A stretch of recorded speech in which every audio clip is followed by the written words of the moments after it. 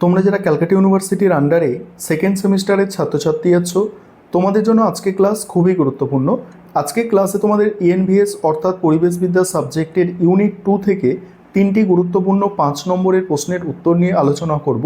প্রথম প্রশ্ন হচ্ছে পরিবেশ সুরক্ষা আইন 1986-র প্রধান বৈশিষ্ট্য উদ্দেশ্যগুলি আলোচনা করো। দেখো, সংজ্ঞা ও পটভূমি। প্রথম পয়েন্ট, পরিবেশ। দেখো, পরিবেশের সার্বিক সুরক্ষা উন্নতির লক্ষ্যে ভারত সরকার 1986 সালে যে সর্বাঙ্গীন আইন প্রণয়ন করে তাকে পরিবেশ সুরক্ষা আইন বলা হয়। মূলত স্টকহোম সম্মেলনে গৃহীত সিদ্ধান্তগুলিকে বাস্তবায়িত করার উদ্দেশ্যে এই আইনটি পাস করা হয়েছিল। এই আইনটিকে ভারতে পরিবেশ রক্ষার ক্ষেত্রে একটি ছাতা আইন হিসাবে গণ্য করা হয়, কারণ এটি অন্যান্য সমস্ত পরিবেশ সংক্রান্ত আইনকে একটি নির্দিষ্ট কাঠামোর মধ্যে নিয়ে আসে। এবং এই আইনের উদ্দেশ্য বৈশিষ্ট্য দেখে নাও। প্রথম হচ্ছে পরিবেশের সার্বিক উন্নতি। এই আইনের প্রধান উদ্দেশ্য হলো ভারতের সার্বিক পরিবেশের মান রক্ষা করা এবং তার ক্রমাগত উন্নতি সাধন করা। জল, বায়ু, মাটি এবং জীবজগতের মধ্যে যে নিবিড় সম্পর্ক রয়েছে তার ভারসাম্য বজায় রাখার জন্য প্রয়োজনীয় পদক্ষেপ গ্রহণ করা। 2 নম্বর হচ্ছে কেন্দ্রীয় সরকারের ক্ষমতা বৃদ্ধি। এই আইনের মাধ্যমে পরিবেশ রক্ষার ক্ষেত্রে কেন্দ্রীয় সরকারের ব্যাপক ক্ষমতা প্রদান করা হয়েছে। কেন্দ্র সরকার চাইলে পরিবেশ দূষণ রোধে যে কোনো শিল্প কারখানা বন্ধ করার বা তাপবিদ্যুৎ ও জলবিদ্যুৎ সরবরাহে বিচ্ছিন্ন করার নির্দেশ দিতে পারে। তারপর হচ্ছে দূষণ নিয়ন্ত্রণের মানদণ্ড নির্ধারণ। এই আইনের একটি অন্যতম বৈশিষ্ট্য হলো পরিবেশ দূষণের নির্দিষ্ট মানদণ্ড স্থির করা। কলকারখানা বা যানবাহন থেকে নির্গত ধোঁয়া, বর্জ্য পদার্থ বা শব্দ কতটা মাত্রায় পরিবেশে মিশতে পারে তার একটি সুনির্দিষ্ট সীমা এই আইনে নির্ধারণ করে দেওয়া হয়েছে। তারপর হচ্ছে বিপজ্জনক পদার্থের নিয়ন্ত্রণ। বিপজ্জনক বা ক্ষতিকারক রাসায়নিক পদার্থ তৈরি, ব্যবহার, মজুত এবং পরিবহনের ক্ষেত্রে কঠোর নিয়ন্ত্রণ আরোপ করা এই আইনের একটি অন্যতম প্রধান বৈশিষ্ট্য। এই ধরনের পদার্থ পরিচালনার জন্য সরকারের অনুমতি বাধ্যতামূলক করা হয়েছে। তারপরে হচ্ছে শাস্তিমূলক ব্যবস্থা গ্রহণ। এই আইনে আইন অমান্যকারীদের বিরুদ্ধে কঠোর শাস্তি বিধান রয়েছে। আর আইন ভঙ্গ করলে দোষী ব্যক্তিকে 5 বছর পর্যন্ত কারাদণ্ড অথবা 1 লক্ষ টাকা পর্যন্ত জরিমানা বা উভয় দণ্ডিত করার সংস্থান এই আইনে রাখা হয়েছে। এবার 5টা পয়েন্ট তোমাদের লিখলেই যথেষ্ট, তবে এখানে আরও এক্সট্রা 2টো পয়েন্ট অ্যাড করে দেওয়া হয়েছে। অনেকে কি হয় যে কটা পড়ে সে কটা মনে রাখতে পারে না, তাই এক্সট্রা 2টো পড়ে রাখলে কী হবে, 5টা পয়েন্ট সেক্ষেত্রে লিখে আসতে পারবে। তারপরে কি আছে, পরের প্রশ্ন আছে বন্যপ্রাণী সুরক্ষা আইন এবং 1972 এর প্রধান উদ্দেশ্যগুলি সংক্ষেপে আলোচনা করো। অর্থাৎ 1972 সালে বন্য প্রাণী সুরক্ষা আইনের উদ্দেশ্য। এই প্রশ্নের উত্তরটা নিয়ে আলোচনা করব। তার আগে যে বিষয়টা তোমাদের বলার আছে, তোমাদের জন্য অনলাইন কোচিং ক্লাস চলছে। তোমরা যদি কেউ পেইড ব্যাচে অ্যাডমিশন নিতে ইচ্ছুক থাকো তাহলে স্ক্রিনে দেওয়া নম্বরে যোগাযোগ করতে পারো। এছাড়াও তোমরা যদি কেউ স্টাডি মেটেরিয়াল অর্থাৎ পিডিএফ নোটস কিনতে চাও তাহলেও তোমরা স্ক্রিনে দেওয়া নম্বরে যোগাযোগ করতে পারো। সংজ্ঞা আর পটভূমিতে কি বলা হচ্ছে দেখো, এখানে প্রথমেই বলা হচ্ছে যে বন্যপ্রাণী পাখি উদ্ভিদ প্রজাতিকে ধ্বংসের হাত থেকে রক্ষা করা এবং তাদের প্রাকৃতিক আবাসস্থল সুরক্ষিত রাখার উদ্দেশ্যে ভারত সরকার 1972 সালে যে আইন প্রণয়ন করে তাকে বন্যপ্রাণী সুরক্ষা আইন বলা হয়। পরিবেশের ভারসাম্য বজায় রাখতে এবং জীববৈচিত্র্য রক্ষার ক্ষেত্রে এই আইনটি একটি যুগান্তকারী পদক্ষেপ হিসাবে বিবেচিত হয়। এবার প্রধান উদ্দেশ্যসমূহ এই আইনের উদ্দেশ্য দেখো। 1 নম্বর হচ্ছে চোরা শিকার ও হত্যা নিষিদ্ধকরণ।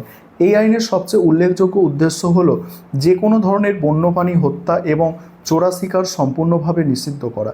বিশেষ করে বিরল এবং বিপন্ন প্রজাতির প্রাণীদের শিকার করলে এই আইনে কঠোর কারাদণ্ড ও জরিমানার বিধান রয়েছে।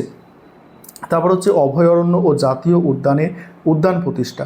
বন্য প্রাণীদের তাদের স্বাভাবিক প্রাকৃতিক পরিবেশে সুরক্ষিত রাখার জন্য অভয়ারণ্য ও জাতীয় উদ্যান স্থাপন করা এই আইনের অন্যতম প্রধান উদ্দেশ্য।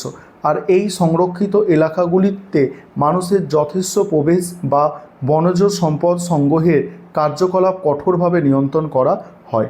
তারপর হচ্ছে বন্যপ্রাণী ও তাদের দেহাংশের ব্যবসা নিয়ন্ত্রণ।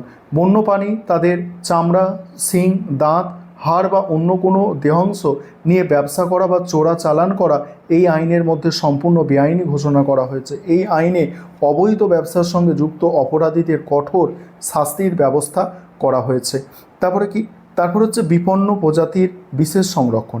যে সমস্ত বন্যপ্রাণী ও উদ্ভিদ চিরতরে বিলুপ্ত হয়ে যাওয়ার মুখে দাঁড়িয়ে আছে, এই আইনে তাদের একটি তালিকা প্রস্তুত করা হয়েছে। এই আইনে মোট 6টি তালিকা রয়েছে, যার মধ্যে প্রথম ও দ্বিতীয় তালিকায় থাকা প্রাণীদের সুরক্ষার জন্য সবচেয়ে কঠোর শাস্তির সংস্থান রয়েছে। বিপন্ন প্রজাতিগুলিকে রক্ষা করার জন্য বিশেষ সংরক্ষণ প্রকল্প গ্রহণ করা এই আইনের একটি বড় উদ্দেশ্য। তারপর হচ্ছে কি, উপদেষ্টা পর্ষদ গঠন। বন্যপ্রাণী সংরক্ষণে বিষয়ে সরকারকে সঠিক পরামর্শ দেওয়ার জন্য জাতীয় ও রাজ্য স্তরে বন্যপ্রাণী উপদেষ্টা পর্ষদ গঠন করার কথা এই আইনে বলা হয়েছে। এই পর্ষদ বন্যপ্রাণী সংরক্ষণের নীতি নির্ধারণে গুরুত্বপূর্ণ ভূমিকা পালন করে। এবার হচ্ছে সচেতনতা বৃদ্ধি ও গবেষণা।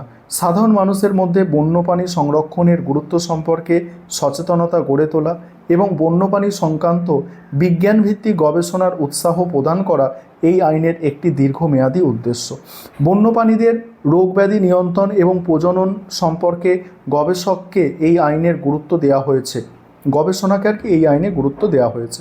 এবারে 3 নম্বর যে প্রশ্নটা আছে, পরিবেশ সংক্রান্ত আইন বা নিয়মকানুন প্রয়োগের ক্ষেত্রে কিছু সমস্যাগুলো কি, সেগুলো আলোচনা করতে বলা হয়েছে। দেখো, পরিবেশ আইনের প্রয়োগের প্রধান সমস্যা ও ত্রুটি। পরিবেশ রক্ষার জন্য দেশে একাধিক আইন থাকলেও তার সঠিক বাস্তবায়নের ক্ষেত্রে বেশ কিছু কাঠামোগত ও সামাজিক সমস্যা দেখা যায়। প্রথম পয়েন্ট হচ্ছে জনসচেতনতার অভাব। সাধারণ মানুষের একটি বড় অংশ পরিবেশ আইন সম্পর্কে একেবারেই সচেতন নয়। বর্জ্য নিষ্কাশন, তারপর হচ্ছে প্লাস্টিক ব্যবহার বা শব্দ দূষণ সংক্রান্ত নিয়মকানুন ভাঙলে তার ক্ষতিকারক প্রভাব সম্পর্কে অজ্ঞতার কারণে আইনের সঠিক প্রয়োগ কঠিন হয়ে পড়ে। তারপর হচ্ছে পরিকাঠামো ও লোকবলের ঘাটতি। রাজ্য ও কেন্দ্রীয় দূষণ নিয়ন্ত্রণ পর্ষদগুলির পর্যাপ্ত কর্মী এবং আধুনিক নজরদারি ব্যবস্থার অভাব রয়েছে। কেবলমাত্র অভাবে সর্বত্র নিয়মিত তদারকি করা এবং লোকবলের অভাবে, ঠিক আছে, লোকবলের অভাবে সর্বত্র নিয়মিত তদারকি করা এবং দূষণকারী কারখানাগুলির বিরুদ্ধে দ্রুত ব্যবস্থা গ্রহণ করা প্রায়শই অসম্ভব হয় বা সম্ভব হয় না। তারপর হচ্ছে রাজনৈতিক হস্তক্ষেপ ও দুর্নীতি। পরিবেশ আইন প্রয়োগের ক্ষেত্রে দুর্নীতি একটা বড় বাধা হিসাবে কাজ করে। অনেক সময় স্থানীয় প্রভাবশালী ব্যক্তি ও রাজনৈতিক নেতাদের চাপে প্রশাসন আইন লঙ্ঘনকারী শিল্পপতি ও প্রমোটারদের বিরুদ্ধে কঠোর পদক্ষেপ নিতে পারে না। তারপরে কি আছে, তারপর হচ্ছে আইনের জটিলতা ও দীর্ঘ বিচার প্রক্রিয়া। পরিবেশ সংক্রান্ত আইনগুলি বেশ জটিল এবং আইনি প্রক্রিয়ায় অত্যন্ত দীর্ঘমেয়াদী। আদালতে অপরাধ প্রমাণ করতে প্রচুর সময় লেগে যায়, যার ফলে দূষণকারীরা সহজেই আইনের ফাঁক গলে বেরিয়ে যাওয়ার সুযোগ পায়। তারপর বিভিন্ন দপ্তরের মধ্যে সমন্বয়ের অভাব। পরিবেশ রক্ষার কাজের সাথে যুক্ত বিভিন্ন সরকারি দপ্তর, যেমন বন দপ্তর, পুলিশ প্রশাসন, শিল্প এবং ভূমি দপ্তরের মধ্যে সঠিক বোঝাপড়ার অভাব রয়েছে। এর ফলে সামগ্রিক পরিকল্পনা গ্রহণ এবং বাস্তবায়ন ব্যাহত হয়। এবার পর্যাপ্ত শাস্তি ও জরিমানা। অনেক ক্ষেত্রে দেখা যায় যে পরিবেশ ধ্বংসের মতো বড় অপরাধের জন্য ধার্য করা জরিমানা বা শাস্তির মাত্রা সেই তুলনায় অত্যন্ত নগণ্য। ফলে দূষণকারী সংস্থাগুলি সামান্য জরিমানা দিয়ে সহজেই পার পেয়ে যায় এবং পুনরায় অপরাধ করতে ভয় পায় না। এই ছিল আজকে তোমাদের গুরুত্বপূর্ণ 3টি 5 নম্বরের প্রশ্নের উত্তর।